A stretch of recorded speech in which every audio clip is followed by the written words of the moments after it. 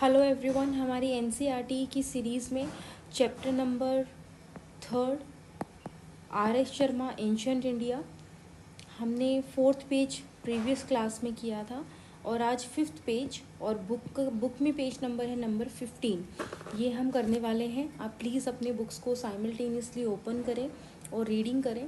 और इसके साथ ये जो मैप है ये बुक में नहीं गिवन है, ये मैंने यहाँ पर ऐड किया है आपको लोकेशंस शो करने के लिए। तो इस पेज पर जितना भी कंटेंट गिवन है मैं हमेशा की तरह एक स्टोरी स्टाइल में आपको समझाऊंगी, सो दैट जब आप इसे पढ़ें, खुद से पढ़ें, तो आपको चीज़ें लॉन्ग टर्म तक याद रहें और एक अच्छी अंडरस्टैंडिंग डेवलप हो। तो चलिए स्टार्ट कर।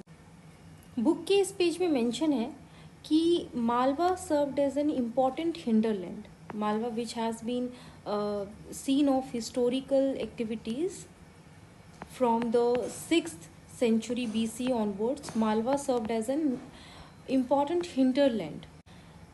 पर अब सवाल ये है कि क्यों मालवा रीजन हमेशा से हिस्टोरिकल एक्टिविटीज़ का सेंटर रहा। जो मालवा रीजन है, जो आज के मध्य प्रदेश में स्थित है, वो एक स्ट्रेटेजिक लोकेशन है। ये दक्कन और गुजरात के बीच का नेचुरल गेटवे है। जब कोई भी पावर दक्कन या गुजरात पर कब्जा करना चाहती तो मालवा को कंट्रोल करना ज़रूरी था। इसी कारण यहाँ पर अर्ली सेटलमेंट्स हुए और कन्फ्लिक्ट भी देखने को मिले।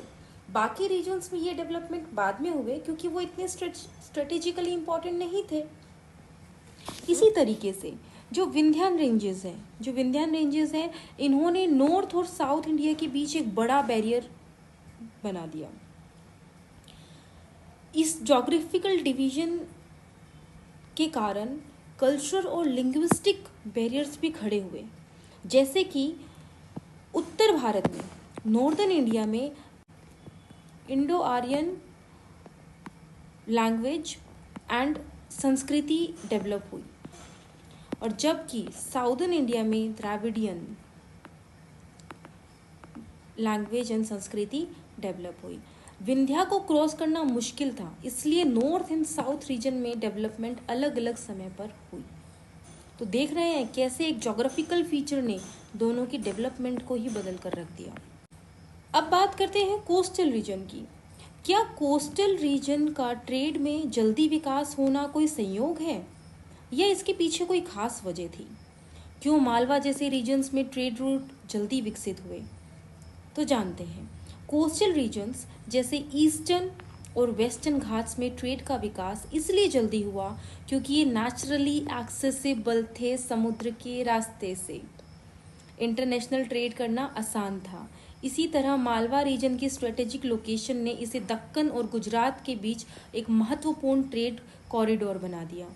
कोस्टल रीजन में रिसोर्सेज और एक्सेसिबिलिटी ने उन्हें अर्ली ट्रेड और कल्चरल एक्सचेंज का सेंटर बना दिया, जबकि इंटीरियर रीजन में ये विकास थोड़ी देरी से हुआ। अब बात करते हैं छोटा नागपुर प्लेट्यू की। छोटा नागपुर प्लेट्यू में क्यों अर्ली ह्यूमन सेटलमेंट्स जल्दी विकसित हुई? ऐसा क्या खास था इस जगह में? छोटा नागपुर प्लेट्यू में कॉपर रिसोर्सेस बहुत ज़्यादा थे। इस रीजन की मेटलर्जिकल रिचनेस ने इसे अर्ली मेटलर्जी का सेंटर बना दिया, जबकि अन्य रीजन में कॉपर की कमी थी। छोटा नागपुर प्लेट्यू ने अर्ली ह्यूमन सेटलमेंट और मेटलर्जी में स्पेशलाइजेशन का अवसर प्रदान किया। इसने रीजनल इकोनॉमिक डेवलपमेंट को बढ़ावा दिया। अब आते हैं साउदर्न इंडिया। ये आप ये मत सोचिएगा कि मैं एक सेक्शन से दूसरे सेक्शन पे बहुत जल्दी जंप कर रही हूँ। जो भी इस पेज में लिखा हुआ है ना, मैं सिर्फ आपको वही चीज़ें उसी फ्लो से बता रही हूँ, बस उसमें कुछ इन्फॉर्मेशन ऐड करके और थोड़ा सा उसमें उसको इंटरेस्टिंग बनाने की मेरी कोशिश है, ठीक है। तो अब जंप करते हैं साउदर्न इंडिया में। साउदर्न इंडिया में आर्किटेक्चर इतना यूनिक क्यों है? सोचिए, क्यों साउथ इंडिया में स्टोन टेम्पल्स और स्कल्पचर्स का विकास पहले हुआ, नॉर्दर्न इंडिया में बाद में हुआ? सोचिए। चलिए मैं बताती हूँ। साउथ इंडिया के दक्कन और हिली रीजन में स्टोन बहुत ज़्यादा था, जिसने यहाँ के अर्ली आर्किटेक्चर को भी बहुत इन्फ्लुएंस किया। यहाँ के जियोलॉजिकल कंडीशन ने स्टोन आर्किटेक्चर को फ्लोरिश करने का मौका दिया। दूसरी तरफ नॉर्दर्न प्लेन्स में स्टोन रिसोर्सेज की तो कमी थी, इसलिए वहाँ का आर्किटेक्चरल डेवलपमेंट बाद में हुआ।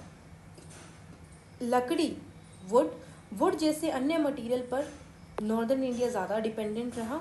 साउथ इंडिया में द्रविडियन कल्चर ने भी स्टोन आर्किटेक्चर को शेप किया, जिससे यहाँ के टेम्पल और स्कल्पचर्स बहुत यूनिक थे। अब बात करते हैं कि कंपोजिट कल्चर कैसे बना पूरे भारत में। आपके मन में सवाल उठ सकता है, कैसे इतने सारे अलग अलग रीजन्स ने मिलकर एक कंपोजिट इंडियन कल्चर को जन्म दे दिया। सुनिए, अलग अलग रीजन्स में डेवलपमेंट अलग अलग समय पर हुई, लेकिन ट्रेड रूट्स और कल्चरल एक्सचेंज ने इन्हें एक साथ जोड़ दिया। कोस्टल रीजन्स ने इंटरनेशनल इन्फ्लुएंस को जल्दी अडेप्ट किया, जबकि इंटीरियर रीजन्स ने इस इन्फ्लुएंस को बाद में अडेप्ट किया। रिसोर्सेज की कमी ने इन रीजन्स को एक दूसरे से ट्रेड और कल्चरल एक्सचेंज के लिए मजबूत किया। यही रीज़न है कि एक कंपोजिट कल्चर का इमर्जेंस हुआ जो पूरे भारत में फैला और आज हम इसे भारतीय संस्कृति के रूप में जानते हैं।